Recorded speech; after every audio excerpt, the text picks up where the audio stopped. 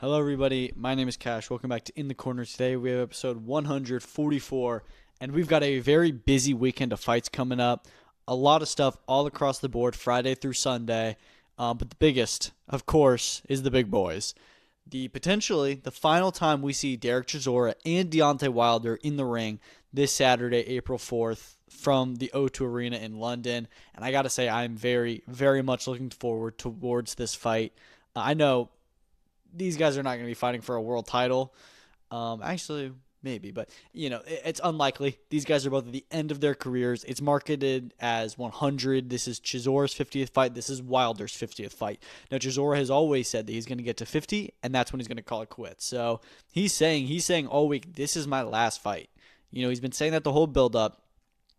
And while I do think that he is sincere about that, and while Wilder is the one who says he wants to continue his career, but also knows that if he loses, it is probably his final time, the most likely outcome for this fight is a Chisora victory, which is crazy to say to somebody a few years ago, to say, yeah, Chisora, who's already had a very long career, in a few years, like soon, when he fights Wilder, he's going to be the favorite. Wilder was knocking out everyone. I mean, it's crazy just because Wilder has fallen off the cliff so much in terms of where he used to be, whereas Chisora has had this Indian summer at the end of his career. He's on like a 3-4 fight win streak. He's just, he's not fighting anybody on Wilder's level necessarily, I guess, but Wilder isn't even on Wilder's level anymore. So this is a very, very interesting competitive heavyweight fight. But when you look at the run of form from the last two, you say who is closer to the top 10 of the division, who is closer to being competitive in those fights? It is Derek Chisora. And I do think Derek Chisora has somehow retained more longevity in his career than Deontay Wilder has, and I do think that he wins this fight, and I think a stoppage is possible. I'm not going to pick a stoppage because Wilder has only been stopped by Tyson Fury, which was even though Tyson Fury is not like the biggest finisher, that was Tyson Fury's like best performance ever, and his other stoppage comes to Zhilei Zhang, which you try fighting Zhilei Zhang and not getting stopped, but Chisora is not the biggest finisher. He hasn't finished any of his most recent opponents. And while Wilder is definitely more like chinny than he once was, and maybe even has more susceptible of a chin than some of the other guys that Chisora's fought. I mean, you have to think about like Joe Joyce. He didn't stop Joe Joyce, who sure was the juggernaut, but then that juggernaut chin got taken by Zhang. He didn't stop Otto Wallin, who was stopped by AJ about a year before. So it was just kind of like, I don't know. I don't think this fight ends in a stoppage like a lot of other people do. I think it's possible, but I don't think it's a stoppage. I think it's just a pretty wide Chisora decision.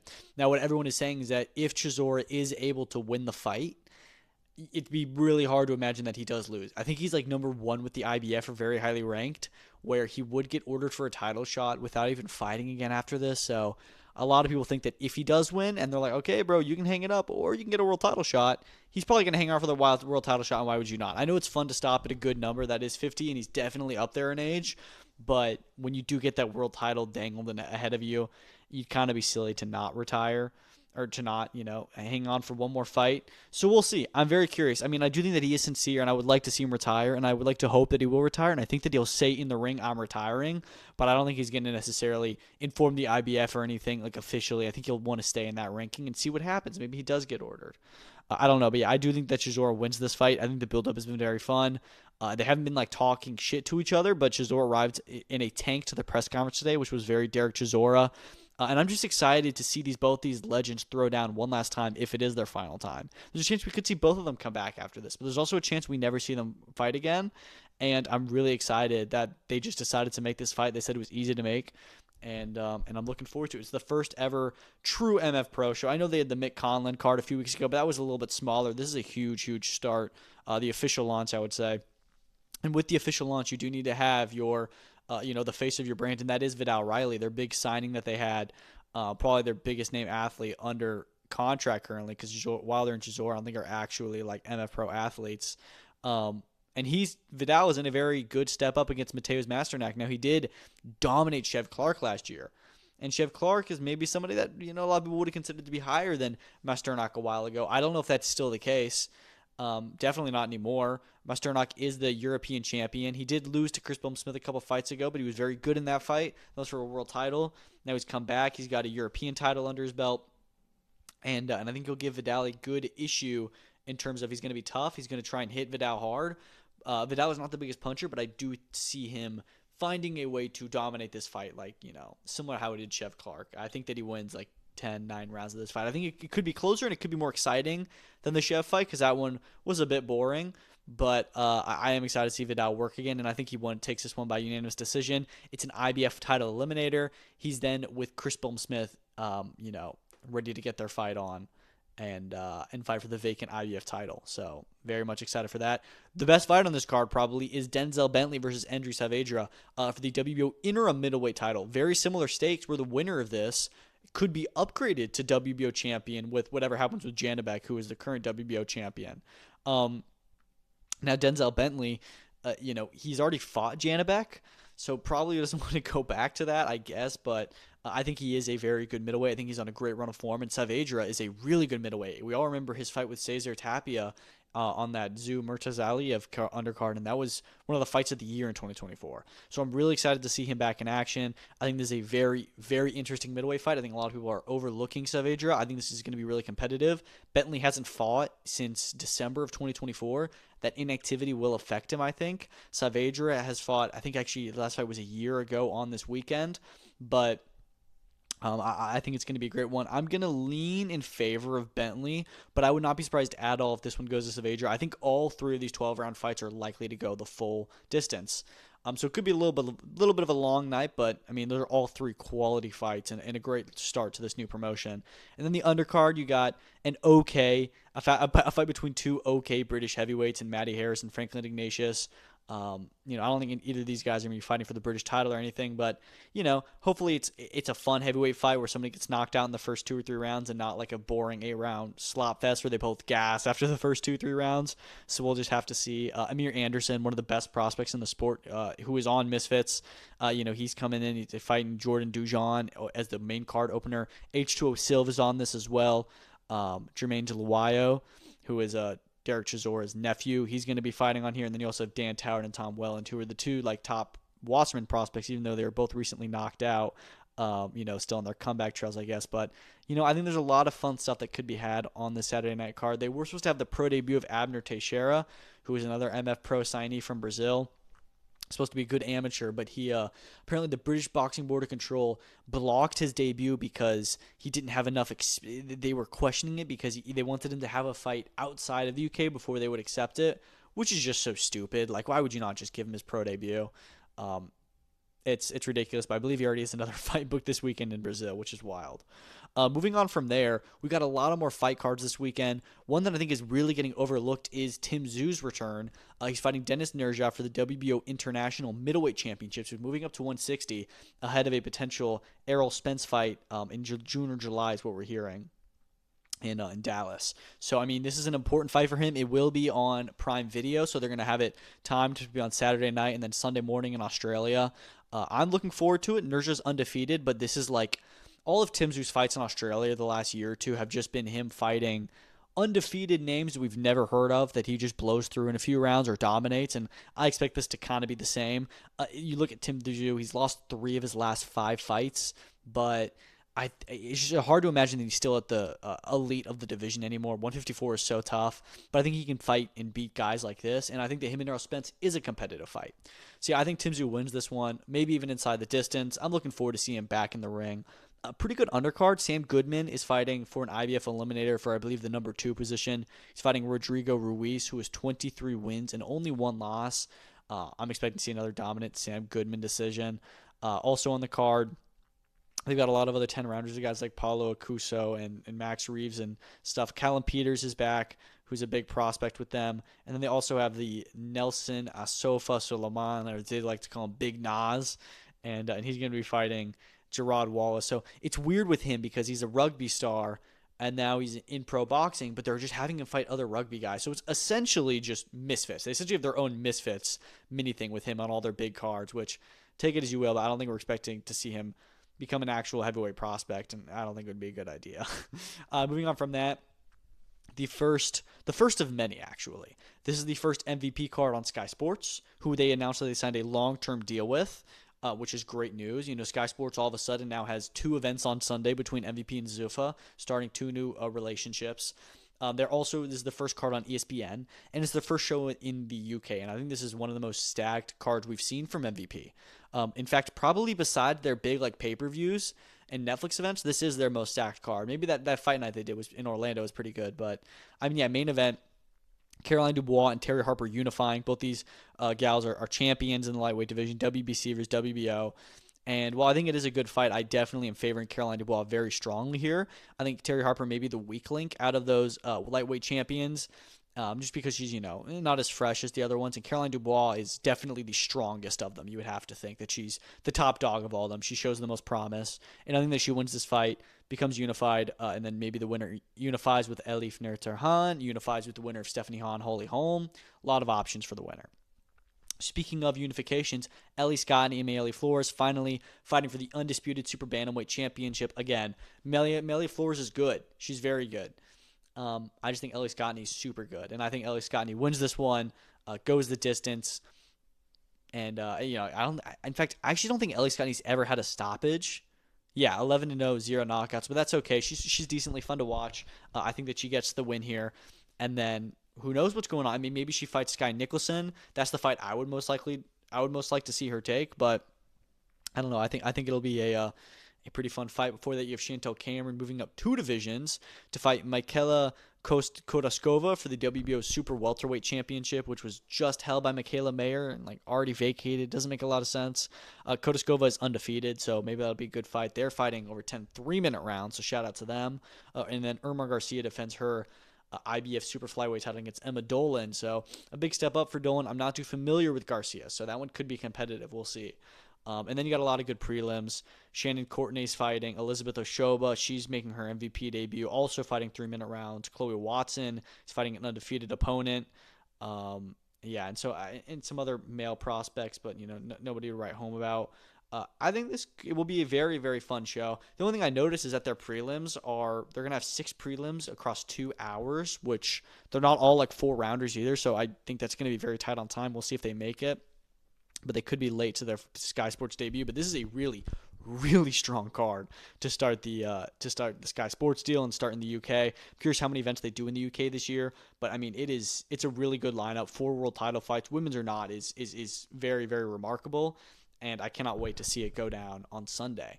Again, we've got a full weekend of action. Also in the UK on Saturday is another big women's fight. Lauren Price defending her unified welterweight championships against Stephanie Pinheiro. Pinheiro is undefeated. From what I've seen from her, she is good. But Lauren Price, again, I just think that Lauren Price is the number 1 in this division. I think that we need to she's number 2. Because Michaela Mayer is there. I think she's number 1 in that she has the most belts. She's not leaving the welterweight division. Michaela Mayer is kind of fighting across divisions, but we need to see her and her Michaela Mayer unify. I need that so bad for them to fight for the undisputed. It's the only belt that Price does not hold. And I think Pinheiro could give her a good challenge, but you have to see Price is the favorite here. Co-main event is going to be Reese Edwards and Gully Power fighting for the vacant British Featherweight Championship. That should be a pretty fun fight. Both guys have 1 loss on their record. Reese Edwards lost to Peter McGrail in Saudi on 3 days' notice and gave a really good account of himself. And then Gully Power's 1 loss came in the Grand Prix in Saudi Arabia last year. So I'm really excited to see this event. I think those are 2 quality fights and probably 2 of the best fights that boxers put on in their BBC days. They got some other area championships on here. I'm a little bit confused as to where to watch it in the U.S. We don't know if it's going to be on DAZN again, like the Fran Hennessy card was. We don't know if it's going to be on Triller TV, where all their cards have been for the last year. I don't know, but I am looking forward to watching the BBC card. Okay, UFC. We've got 2 events at the Apex this weekend. 1 UFC, 1 Zuffa. I mean, like I'm saying, the events, they just don't stop. It's crazy. But Saturday night, maybe the weakest card we've had this year, at least on paper. Renato Moicano versus Chris Duncan is the main event. A lot of people are hating on this as main event. I actually don't mind this. I think it's a great, great fight. I think you're guaranteed kind of a banger here. Almost every time Duncan fights, actually, no, every time you see Duncan fight, you know it's going to be a war. And Moicano is almost always very fun. He's a very funny character. So I have no worries about the main event. It's just the rest of the undercard that isn't great. Virna Jandiroba versus Tabitha Ricci is a good and important fight for the division. Just may not be the most exciting. And then other than that, it's just really not great. Abdul Rahman Yakayev, I think I've heard some decent things about him, but we'll have to see. He's fighting Brenton Ribeiro. Ethan Ewing, who pulled off a great upset over Malcolm Wellmaker at MSG in November. He's fighting on the card, so excited to see him back. Other than that, there's really not much to write home about, if I'm being honest. I'm literally going through the card, and I don't see anything that I'm necessarily excited about. So it's definitely a very Apex weekend, very much a weak card in the span of lots of big UFC cards happening. We had London, then we had Seattle, we have this, but then we're in Miami next week for the stacked 327 card, and we've got good cards for the next few weeks after that, so we should be in a good spot. It's just a really down weekend for the UFC. Like I said, they also have a Zuffa boxing card, and again, this is not like their strongest card they've had, definitely not, but it's got a lot of good fights, and this is what we need. Andres Cortez versus Erickson Garcia in the main event is a very competitive fight. Both these guys are super featherweights coming up to lightweight. Actually, that may not be true. Erickson Garcia may have already been at lightweight, but I thought he was at 130 for some reason. Anyways, it's a good fight. Cortez is undefeated. Garcia coming off that big upset in Saudi Arabia on the Inoue card. I'm seeing actually a fair amount of people picking Garcia to win this, and I really could see it happening because Cortez has not been overly impressive to me. I'm really seeing this as a 50-50. I may be leaning Cortez just because you do see the O. He was with Top Rank. He was pretty close to a title shot. But Erickson Garcia is a spoiler. So let's see if he can do it again. Because remember, Garcia only won that fight in the back half. The first half, he wasn't winning. So I don't know. It's going to be very, very interesting. It's a great main event. Co-main event, Mark Magsayo versus Fiorgo McCrory. If Magsayo is who we believe him to be, he should be able to beat Fiorgo McCrory, and I don't have a lot of doubts about that. McCrory only has one loss, and that is to Lamont Roach, but he didn't look great necessarily in that at all, and I don't know if any other fights of substance he's had, or Mark Magsayo has had a lot more, so I do think he wins that. And then Crazy A is back, Azat Hovhannissian fighting Eduardo Baez. 13 losses between them, but losses don't matter here, and that is a guaranteed banger. Almost every time Hovhannissian fights is good, and from what I know of Baez, he's also pretty fun to watch, so I'm looking forward to that. I think Crazy A is where I'm leaning for the win. And you got a slew of 8-rounders on the prelims. Lots of undefeated versus undefeated. Alexis de la Cerda versus Irvin Fuller. And Robert Merriweather versus Tony Hirsch. Someone's always got to go. You also have Troy Nash. He's back fighting Brian Rodriguez. And then Jorge Maravillo is fighting Elias Diaz. So I'm excited. I've not been disappointed with Zuffa so far. I think this could be a fun one, but we'll just have to see on Sunday night in Las Vegas at the infamous Apex. So those are all the fight cards on Saturday and Sunday. We've got a few more tomorrow. In Manchester, you got the return of Pat Brown headlining a Matchroom card, kind of a next-gen kind of thing. He's going to be fighting Vasil Ducar, who has been in the ring with a lot of notable cruiserweights and such. He's fought guys like Chev Clark, who we talked about earlier, Jordan Thompson, who's on the undercard, Mike Perez, Chris Billum-Smith. Obviously lost to all these guys, Kevin Lorena, but hopefully he can give Pat Brown a few rounds. I don't know, dude. Pat Brown has been, look, they hyped up Pat Brown so much for his debut, and I feel like since his debut, he's gotten better with every performance, taking out guys always in the first 2 rounds. He is a monster. He really, truly is. And I kind of expect to see the same thing here with Ducar. After this, I want to see him fight a live opponent. I would love to see him fight John Hedges, I think, for the English. And then fight somebody for the British. I don't know if that's going to be Chev Clark for the British. I don't know. That Chev Clark and Alois could fight. Maybe that's one that was talked about. I know Vidal versus Alois was talked about, but Vidal's beyond that. So maybe they do Chev versus Alois. And then Pat Brown, once he gets through Hedges, as we expect him to, he steps up to fight the winner of that. And then, I don't even know, bro, take off from there. He's not necessarily young. I think he's 25 or 26. Which is not, super young for a prospect. So he doesn't have too much time to dilly-dally, and they're not. This is his 6th fight, his 2nd main event, his 2nd 10-rounder. They're moving him quickly. So, yeah, really excited for this. Co-main event is William Corolla fighting Glenn Byrne. Glenn Byrne, I know, is a late replacement. He's undefeated, so maybe he can give Corolla some issues. Corolla does have a loss on his record, for just, I think he just kind of didn't have great defense in that fight and gassed himself out. So he's got to, he's still got to prove himself. He really does. So that's a good fight, I guess, for 10 rounds. And then Josh Blenkiron and Robbie Coleman are running it back. They fought in January on the Josh Kelly card. I thought Blenkiron won pretty handily, but I guess they just want to do it again. I know Blenkiron was meant to fight Joe Howarth, which was a fight that I was really interested in, and I was going to rematch Coleman, but we'll see. That could be fun. Alfie Middlemiss is stepping up to fight Lewis Morris on the main card as well. And then you've got Jordan Thompson. He's back in an 8-rounder, so he needs to get a win there. He's on 2 straight losses. after his heavyweight debut in November. So glad he's just back so quickly because he was out of the ring for like, how long? Like 2 years? 3? It was crazy. And then you got the Matchroom debut of both the Croft wins, both 5-0. Both fighting scrubs, so I think they're in a race to see who gets the quicker knockout. I like this. I like if they're fighting on the same card. I want to see who's going to perform better.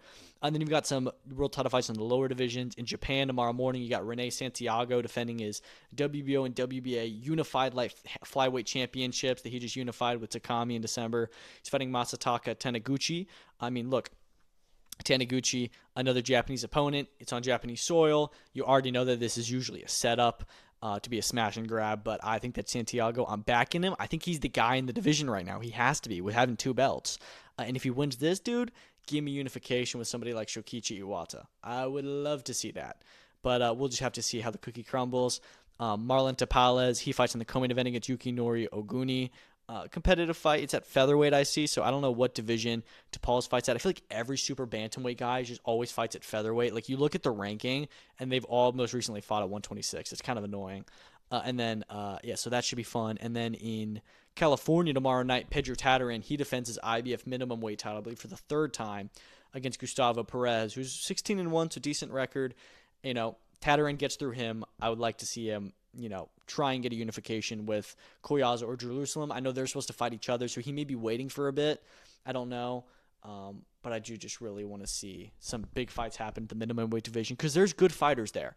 There is really, really good fighters at 105 pounds. I mean, Oscar Koyaza is like a pound-for-pound guy. And you have Ryusei Matsumoto as well. That's a great fight that Tatarin could take. WBA regular champion versus IBF champion. But we'll see if he ends up taking it. Okay, that is all the events we have coming up this weekend. It's a lot. Let's talk about some other news that's come out in the last few days. Some really, really interesting tidbits. Most notably, maybe, is Nate Diaz. He says that he was offered more money from the UFC to fight Conor McGregor this summer, but he wanted to fight the best of the best. Thus, he chose Mike Perry. He thinks that Conor McGregor, he hasn't fought in 5 years. He thinks he's long in the tooth, which I'm not going to lie, Nate, so are you. But, he says that they offered him, the UFC offer was bigger than the Netflix offer, which is interesting because even Dana White said that he thought he just took an offer he couldn't refuse. Everybody assumed that MVP was paying more, but the UFC was actually throwing him a lot of money to make the Conor McGregor Nate Diaz trilogy, and why wouldn't you? That's like the best fight you could have for Conor and Nate.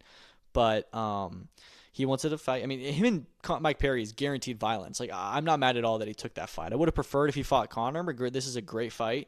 We don't know who they're going to have Conor fight now. And Nate did say that he told the UFC that he wanted to fight Charles Oliveira for the BMF. He feels like that's his title and that, other guys are fighting for it, so he wanted to fight it. I wouldn't put Nate in with Charles Oliveira right now. I don't think that would go well for him. But I'm really happy with the Mike Perry fight. I think it's going to be very exciting. He also says he wants to fight Jake Paul after and thinks that he won the fight against Jake Paul when they boxed in 2023. I think you're the only one that thinks that dude. And it's funny because he's saying this to Theo Vaughn, and Theo Vaughn was, I don't know if Theo Vaughn was joking or if he was just, like being a yes man, but he was like, yeah, a lot of people think that. And I'm like, no, you guys are the only 2 people in the world who think that. Turki Alalshikh, look, there's been a lot of talk about him backing down in his investment. Obviously, there's the whole situation going on in the Middle East right now, and thus Canelo versus Billy, which is what we're hearing is targeted to be that September return for Canelo, is apparently no longer going to be in Saudi Arabia. That's the word on the street, is that with how uncertain it is, they want to take it out. There's also rumors that Usyk versus Rico could be moved away from Egypt. Turkey said as of yesterday it's still being planned for the pyramids, which is good to hear, and that the Canelo fight could happen in Vegas or Mexico instead. We'll have to see. But somebody was just saying how Turkey slowed down, and he essentially said, no, he didn't. He's like, we did MSG with Teo versus Shakur. We did Vegas with Ryan versus Mario. We're doing London next week, a stadium fight with Tyson Fury on Netflix. We're doing Usyk at the Pyramids. We're going to do Canelo in September. And then here's the interesting things. He said, we're doing another Fury fight after this. We're going to do 2 AJ fights this year. We know AJ's return is going to be in the summer. And I assume that the next fight for AJ and Fury would hopefully be against each other. Maybe he's saying that with saying 2 AJ fights and 1 Fury fight. Maybe the second AJ fight, the second Fury fight are each other, hopefully. And he also says another Ryan Garcia fight. That one is likely going to be in July, and I wouldn't be surprised if something else pops up on the calendar. But, I mean, you look at that. Canelo, Ryan Garcia, Anthony Joshua, Tyson Fury, Shakur Stevenson, Teofimo Lopez, even Alexander Usyk. Like, these are 7 of the biggest names in the sport, and they're all exclusively fighting under Turki Alalshikh. Now, we do know that Devin and Ryan were going back and forth yet again about potentially fighting in the summer. Now that Devin is no longer seemingly fighting Rolly in May, that is the fight I want to see. I want to see Devin and Ryan unify. Let's go. Ryan did also mention Teofimo Lopez recently, say that he was going to fight him. I don't have much interest in that. I would have much more interest in Devin and Ryan running it back. I think that's the biggest fight in the USA. Everybody says it. It's the biggest one to make over here, and now it's a world title unification. So that has to be next. I know there's many of other options, and they'll probably go another route, and I'll probably be satisfied with that route because I love whenever Devin or Ryan fight because it feels big and they're always in good fights. But and I think they are the two guys who don't really duck anyone except for each other, it feels. I feel like Devin takes every fight. Ryan takes every fight. But we just need to see them go again, like really bad. Some updates from Team Pacquiao on the Floyd-Manny situation. So apparently Floyd Mayweather has already been paid some cash in advance for the fight. So that was part of just signing the deal, is that he would, get paid some up front. And then he also has signed 3 contracts for it to be a professional fight. So I don't know where Floyd is getting this, issue with this exhibition stuff. I don't know where he's getting that from. If he's signed 3 professional fight contracts. Also, why is he signing 3 contracts and not just 1? I don't get it. Maybe it's like 3 drafts. It's really weird. And then they also say that he's in breach of contract for stating that it's an exhibition. So this could get legal. We may not see this fight happen, and instead we see it happen in the courtrooms, which would be unfortunate. Floyd is already trying to sue Showtime. Then he gets sued for this. It would be a nightmare. Like I said, I was really surprised that Floyd was going to be risking his O for a Pacquiao rematch, even though he is a pretty big favorite. I don't know. I still really want to see it. So I'm hopeful that they can work it out, but it's just weird. It's just so weird that he says it's an exhibition. Pacquiao's saying absolutely not. So we'll just have to see how it plays out. A lot of reports this week that Chris Eubank Jr. will be making his return in August or September in Melbourne, Australia against Michael Zarafa. So Zarafa apparently recently parted ways with No Limit, which is really weird to me because I feel like they would be the ones to put on this fight. And that now he's a free agent. He's looking to fight Eubank and cash out and fight for 164-pound catch weight, which is a little bit interesting to me. We know that this is the same catch weight Eubank wanted to fight Berlanga at. It seems like that's no longer the plan, and Berlanga is going to go to Zuffa. Dude, I actually don't mind Eubank versus Zarafa. I know that Michael Zarafa is not the most popular guy in Australia, and maybe that's part of the reason why he parted ways with No Limit is because of what happened with the Nikita Tszyu fight and people thinking that he quit. But if he can get a Eubank fight, good for him. I think that's a decently competitive fight. Obviously, Eubank would be the favorite, you would imagine. But we'll just have to see. I don't know who would put it on. I don't know if that's a Saudi Arabia thing, them going to Australia. It'd be kind of weird, too. I don't know if that's Boxer. It's so weird to me because I feel like No Limit would be the promotion to put it on. Maybe Tasman Fighters, but some of these promoters, I'm like, hey, can they really have the funds to pay Eubank when he wants so much? But look, Eubank, he's talking to Berlanga and he's talking to Zarafa. These are interesting names that are around his level, I feel. So I think he should retire, but if he's going to fight one of them, I have no issues with it, really. June 20th is being reported as the working day for William Zepeda versus Lamont Roach. No location yet, and we're also hearing that it'll likely be a Golden Boy card. Okay. I'm a little bit surprised to be on Golden Boy. It feels like all those fights end up on PBC when they match up with each other, especially because PBC just, they have bigger funding for events like this. But Golden Boy is looking to get back on DAZN, or they are on DAZN. They're looking to make a big splash when they do come back. And, I think this would be a great fight for them to be able to put on. It's just that, you have to wonder, is PBC going to let Golden Boy just have this main event, have this big fight when Lamont Roach is one of their biggest names? But, PBC is already going to be having they have an event in May, and then they have the Spence fight being planned for June or July. Roach versus Zepeda would probably have to be its own main event, and they may not want to do that. So I'm okay with it. I think it's a really good fight in the lightweight division, and I'm looking forward to it. Hopefully it gets made for June 20th. And it's on DAZN and not a pay-per-view. Inoue vs. Nakatani, by the way, already sold out. And I think it's the 4th biggest gate ever. It's a $30 million gate, which puts it behind Canelo Crawford in the rankings, which is insane. Again, I feel like people are not talking about this fight enough. Maybe that's because of what happened with Nakatani in December, or it's because the fight just got made so easily now. But this is one of the best fights in the sport. It's the biggest fight in Japanese history, and I feel like we need to be talking about it more, and I cannot wait. Cannot wait to see it. We don't know where to watch it yet. Hopefully DAZN is the word on the street, but it's a great fight, and I can't wait. Colby Covington is suing Jorge Masvidal for $50,000 for a 2022 street fight. I don't even really know what to say. I mean, these guys, they're both washed UFC fighters. They haven't done anything in years, and they're in a lawsuit over a street fight from 4 years ago. It's just like, what are we doing? What are we doing? Just get back in the UFC. I mean, Colby Covington has somehow stayed a top 15 welterweight this whole time. He hasn't won a fight in like 4 years, I think. I don't get it at all. It makes no sense. But it is what it is. Okay, Eddie Hearn did some interviews and had some really interesting things to say.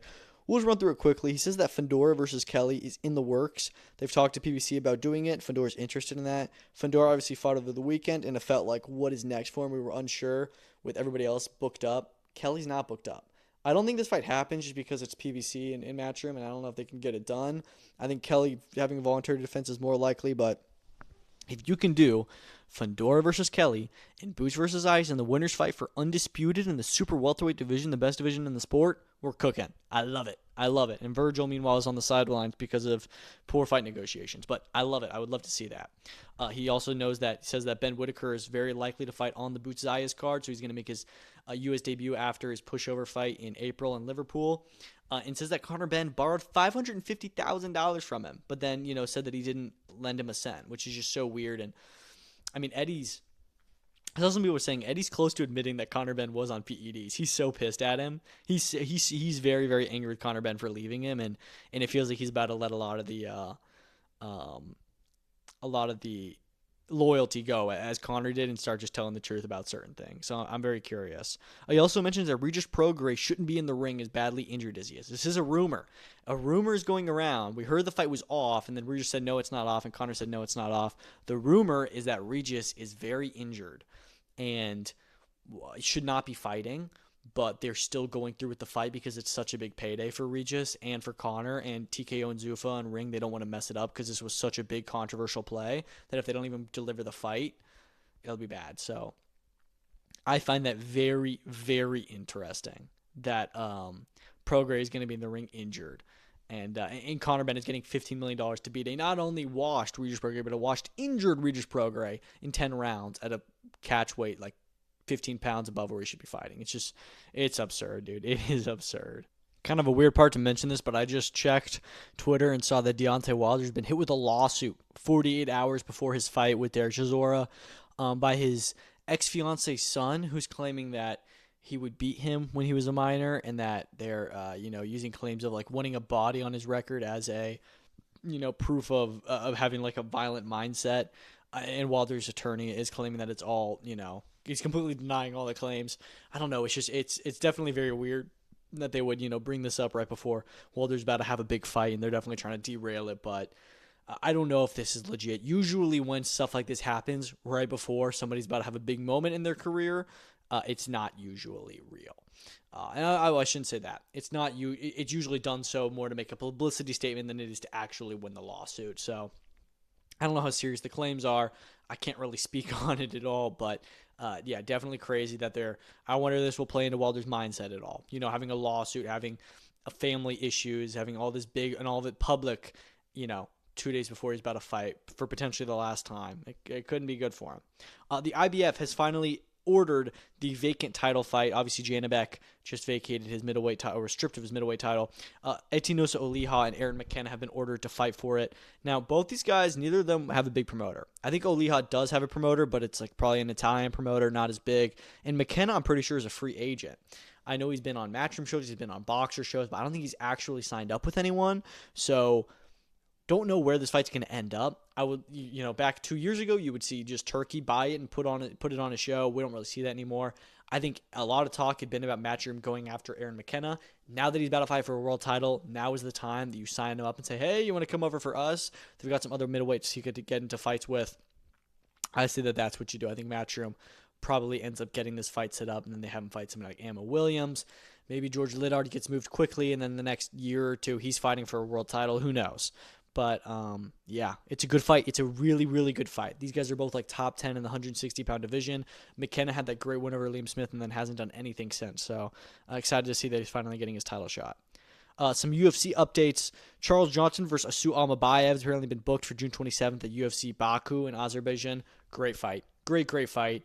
Kind of didn't know what to do with either of these guys, but I think this is a good position to throw him into. I like that fight. I think it's a good fight to go on that card. We also got the confirmation officially today that Kai Asakura will be returning at UFC Macau. He's going to be fighting at bantamweight now, fighting Cameron Smotherman. So a tough fight moving up. If he loses this against an up-and-coming prospect in the new division, you have to think it's wraps. He's 0-2 in the UFC, both losses by submission, I'm pretty sure, at least by finish. It's wraps, dude. Yeah, so this is really a must-win for Asakura. It's crazy how he came into the UFC making his debut in a title fight, and is now potentially about to get cut after 3 losses in a row. But I mean, he's probably the favorite against Smotherman. But this is a really good fight. I mean, that Macau card is awesome. Like, it's genuinely a really, really card of UFC. So I'm looking forward to it. Unfortunately, as we mentioned earlier with Turkey, due to the ongoing geopolitical situation, Kameda Promotions, their 3-day Kyrgyzstan event with like Luis Saneri versus John Riel Casimero and David Jimenez fighting, has been postponed.